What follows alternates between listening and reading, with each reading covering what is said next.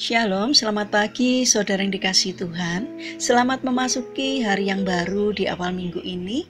Kiranya kasih karunia dan berkat dari Tuhan Yesus Kristus senantiasa berlimpah dalam kehidupan saudara sekalian. Sebelum kita mendengarkan firman Tuhan dan renungan, mari kita berdoa. Tuhan yang penuh kasih, kami sungguh bersyukur atas kebaikan dan kemurahan-Mu, ya Tuhan. Karena Engkau Tuhan yang selalu memberkati dan melindungi kami, sehingga kami pada pagi hari ini dalam keadaan baik dan sehat. Jika sebentar kami akan mendengarkan firman-Mu, urapilah kami dengan Roh Kudus-Mu, agar kami dapat mengerti dan memahami apa yang Tuhan sampaikan kepada kami melalui firman-Mu. Terima kasih Tuhan, di dalam nama Tuhan Yesus Kristus kami berdoa. Amin. Saudara yang dikasihi Tuhan, tema renungan pada pagi hari ini adalah di balik masalah Tuhan punya maksud dan tujuan. Bacaan diambil dari kitab 2 Korintus pasal 1 ayat 3 sampai 4. Demikian sabda Tuhan. Terpujilah Allah Bapa Tuhan kita Yesus Kristus, Bapa yang penuh belas kasihan dan Allah sumber segala penghiburan, yang menghibur kami dalam segala penderitaan kami, sehingga kami sanggup menghibur mereka yang berada dalam bermacam-macam penderitaan dengan penghiburan yang kami terima sendiri dari Allah.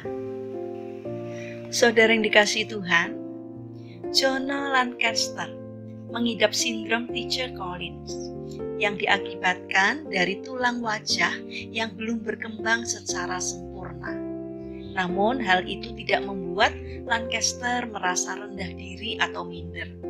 Sebaliknya, ia dapat menjadi sosok inspiratif bagi orang-orang yang memiliki kondisi sama sepertinya. Seorang ibu di Australia menghubungi pria asal Inggris tersebut melalui Facebook dan mengundangnya untuk datang ke rumah mereka. Ibu tersebut mempunyai anak berusia 2 tahun bernama Zachary yang memiliki kondisi yang sama dengan Lancaster, dan dia ingin Lancaster menemuinya. Ibu tersebut berkata dengan penuh kebahagiaan, "Lancaster adalah selebriti dan inspirasi besar bagi kami. Ketika ia menyanggupi untuk datang ke Australia, kami tahu dia benar-benar akan menepatinya. Itu sangat membuat kami senang karena bisa melihat Zaki dapat bertemu seseorang dengan sindrom yang sama dengannya." Hal yang sama dirasakan oleh Lancaster. Ia mengaku senang dapat bertemu dengan Zaki. Bukan hanya itu, Lancaster juga berkeliling kota untuk menemui anak-anak lainnya dengan kondisi yang sama dengannya.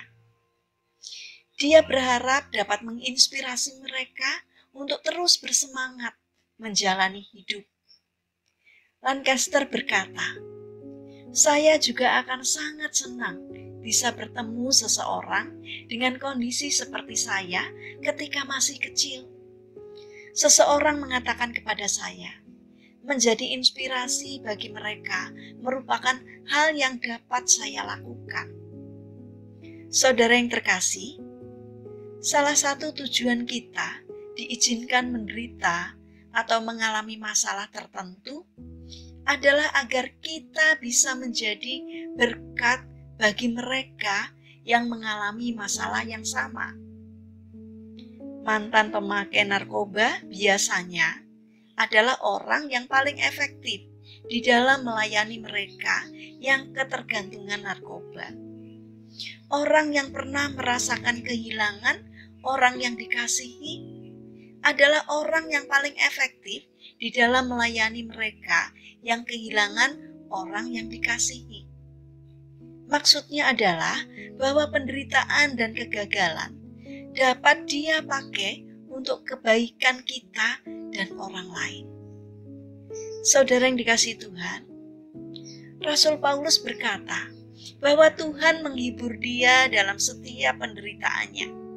sehingga dia dapat menghibur orang lain yang juga mengalami penderitaan.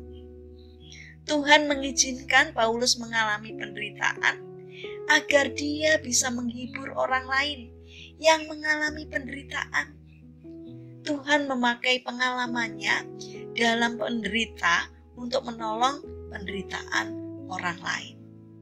Saudara yang terkasih, jika kita harus mengalami suatu penderitaan hidup, yakinlah bahwa hal itu Tuhan izinkan agar kelak kita dapat menghibur dan menguatkan orang lain yang mengalami penderitaan yang sama.